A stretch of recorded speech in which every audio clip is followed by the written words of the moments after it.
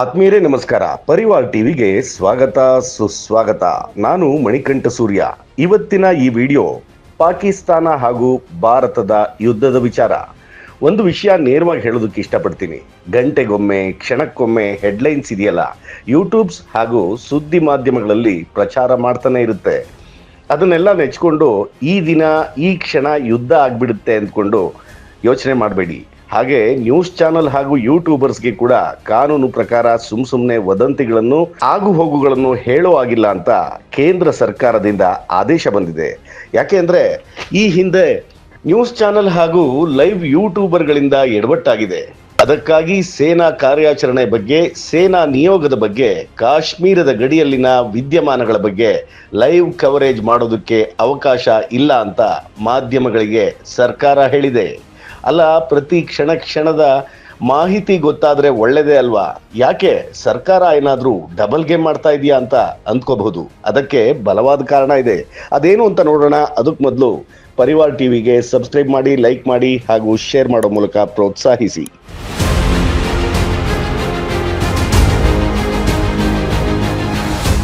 ಆತ್ಮೀಯರೇ, 1999 ಕಾರ್ಗಿಲ್ ಯುದ್ಧ. ಅವತ್ತು ಭಾರತದ ಒಂದಷ್ಟು ಟಿವಿ ಚಾನೆಲ್ಗಳು ಕಾರ್ಗಿಲ್ ಜಾಗದಲ್ಲಿನ ಸೇನೆ ಸಿದ್ಧತೆಗಳನ್ನು ಲೈವ್ ಕವರೇಜ್ ತೋರಿಸ್ತಾ ಇದ್ರು. ಅದನ್ನ ನೋಡ್ತಾ ಇದ್ದ ಪ್ರತಿ ಭಾರತೀಯರಿಗೆ ಆಹಾ, ಎಂತ ಅದ್ಭುತ ಅನ್ನಿಸ್ತಾ ಇದ್ದಿದ್ದಂತೂ ನಿಜ. ಅದರಲ್ಲೂ ದೊಡ್ಡ NDTV ಅಂತ ಮಾಧ್ಯಮಗಳು ಒಂದು ಹೆಜ್ಜೆ ಮುಂದಕ್ಕೆ ಹೋಗಿ ಯುದ್ಧ ಭೂಮಿಯಿಂದಲೇ ಲೈವ್ ಕವರೇಜ್ ಮಾಡ್ತಾ ಇದ್ರು.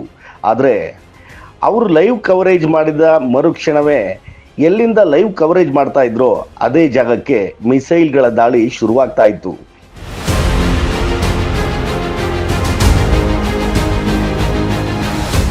ಈ ನಡುವೆ ಭಾರತೀಯ ಸೇನೆಗೆ ಇದರಿಂದ ಹಿನ್ನಡೆ ಶುರುವಾಯಿತು. ತಕ್ಷಣ ಎಚ್ಚೆತ್ತುಕೊಂಡ ಸೇನಾಧಿಕಾರಿಗಳು ಈ ಯುದ್ಧದಲ್ಲಿ ನಾವು ನಾಶ ಆಗೋದಕ್ಕೆ ಪಾಕಿಸ್ತಾನಿಗಳು ಬೇಡ, ನಮ್ಮ ನ್ಯೂಸ್ ಚಾನೆಲ್ಗಳೇ ದಾರಿ ತೋರಿಸ್ತಾ ಇದೆ ಅಂತ ತೀರ್ಮಾನಿಸಿ ಎಲ್ಲ ನ್ಯೂಸ್ ಚಾನೆಲ್ಗಳನ್ನು, ಮಾಧ್ಯಮ ಮಿತ್ರರನ್ನು ಹೊರಗಾಕಲಾಯಿತು. ಅದಾದ ಮೇಲೆ ಗೆಲುವು ಸಾಧಿಸಿದ್ರು. ಹಾಗೆ 2008ರಲ್ಲಿ ಮುಂಬೈ ಭಯೋತ್ಪಾದಕರ ದಾಳಿ.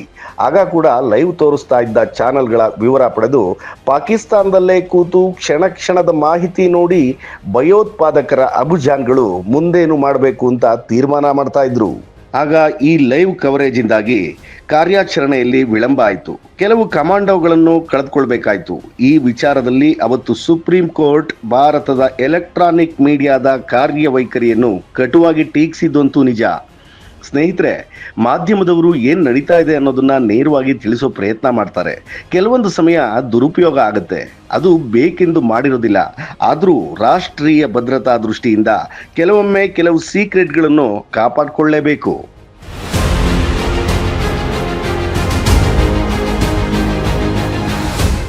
ಸುದ್ದಿ ಕೊಡೋ ವಿಚಾರದಲ್ಲಿ ಕೆಲ ಸಮಯ ತಾ ಮುಂದು ನಾ ಮುಂದು ಅಂತ ಸುದ್ದಿ ಕೊಡೋಕೆ ಹೋಗಿ ಎಡವಟ್ಟಾಗಿರೋದು ಉಂಟು. ಟೆಕ್ನಾಲಜಿ ಕೂಡ ಕೆಲವೊಮ್ಮೆ ಎಡವಟ್ಟು ಮಾಡಿಬಿಡುತ್ತೆ. ಅದು ಗೊತ್ತಿರೋ ವಿಚಾರನೆ. ಆದರೆ ಪಾಕಿಸ್ತಾನಿಗಳಿಗೆ ಪಾಠ ಕಲಿಸಲೇಬೇಕು. ನಮ್ಮ ಘನ ಸರ್ಕಾರ ಕಲಿಸುತ್ತೋ ಅನ್ನೋ ನಂಬಿಕೆ ಕೂಡ ಇಟ್ಕೊಳ್ಳೋಣ. ಇಲ್ಲಿವರೆಗೆ ಏನೆಲ್ಲ ಮಾಡಿದ್ದಾರೆ ಆ ಪಾಕಿಗಳು? 4 ಬಾರಿ ಪಾಕಿಗಳು ಭಾರತದ ಮೇಲೆ ಯುದ್ಧ ಸಾರಿದ್ದಾರೆ. 1947ರಲ್ಲಿ ಕಾಶ್ಮೀರಕ್ಕಾಗಿ ಮೊದಲ ಯುದ್ಧ, 1965ರಲ್ಲಿ ಎರಡನೇ ಯುದ್ಧ, ಅದು ಕೂಡ ಕಾಶ್ಮೀರಕ್ಕಾಗಿ, 1971 ಅದು ಬಾಂಗ್ಲಾದೇಶ ಹಾಗೂ ಪಾಕಿಸ್ತಾನದ ವಿಭಜನೆಗಾಗಿ, 1999ರಲ್ಲಿ ಕಾರ್ಗಿಲ್ ವಾರ್, ಅದು ಕೂಡ ಕಾಶ್ಮೀರಕ್ಕಾಗಿಯೇ, 2001ರಲ್ಲಿ ಪಾರ್ಲಿಮೆಂಟ್ ಅಟ್ಯಾಕ್, 2008ರಲ್ಲಿ ಮುಂಬೈ ಅಟ್ಯಾಕ್, ಉರಿಗಾ ಅಟ್ಯಾಕ್, ಪುಲ್ವಾಮಾ ಅಟ್ಯಾಕ್, ಈಗ ಪೆಹಲ್ಗಾಮ್ ಅಟ್ಯಾಕ್. ಇಷ್ಟೆಲ್ಲ ಆದ್ರೂ ಪಾಕಿಸ್ತಾನದ ವಿರುದ್ಧ ಯುದ್ಧ ಬೇಡವಾ?